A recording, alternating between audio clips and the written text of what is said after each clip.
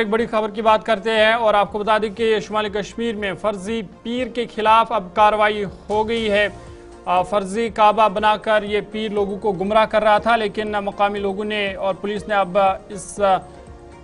اس نے جو فرضی کعبہ بنایا تھا اس کو منہدم کیا ہے، اور یہ ویڈیو کافی وائرل ہوا تھا، جس کے بعد لوگوں میں کافی ناراضگی پائی جا رہی تھی، اور مفتی اعظم جموں کشمیر مفتی ناصر الاسلام نے اس حوالے سے ایس پی بڈگام کو بھی خط لکھا تھا کہ اس پیر کے خلاف کارروائی کی جائے۔ انہوں نے کہا کہ شریعت میں اس کی کوئی گنجائش نہیں ہے، اور اس طرح سے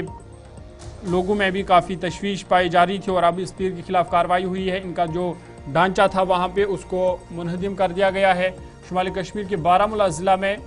حکام نے فرضی پیر کے خلاف کارروائی کرتے ہوئے ڈھانچے کو منہدم کر دیا ہے، اور واری پورہ گاؤں میں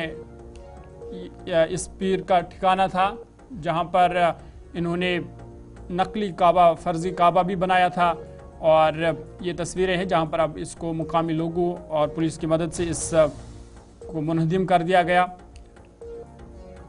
یہ جو پیر تھا فرضی پیر، یہ صوفی بزرگ شیخ نور الدین ولی کا نام لے رہا تھا،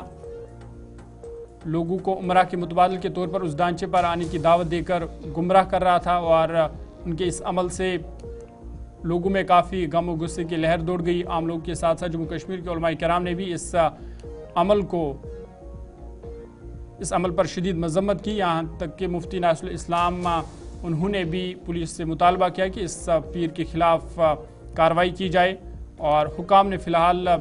اس شخص کو حراست میں لیا ہے، اور اس نے جو ڈھانچہ وہاں پر بنایا تھا جس کو لے کر کے یہ لوگوں کو گمراہ کرنے کی کوشش کر رہا تھا، اس کو بھی وہاں پر منہدم کر دیا ہے۔ جیسا کہ آپ جانتے ہیں کہ کل رات سے سوشل میڈیا پہ ایک خبر گشت کر رہی ہے کہ ایک شخص بڈگام سے یہ دعویٰ کر رہا ہے کہ وہ حضرت شیخ نور الدین نورانی علیہ الرحمہ ہے، اور اس کے علاوہ اس نے یہ بھی ایک مذموم حرکت کی ہے کہ وہ اپنے علاقے میں اس نے کسی جگہ پہ کعبہ کی تعمیر کی ہے، ریپلیکا بنایا ہے، اور یہ فرضی کعبہ جو ہے اصل میں انہوں نے یہ دعویٰ کیا ہے کہ وہاں مسلمان آئیں گے، حج اور عمرے کی زیارتوں کی سعادت حاصل کریں گے۔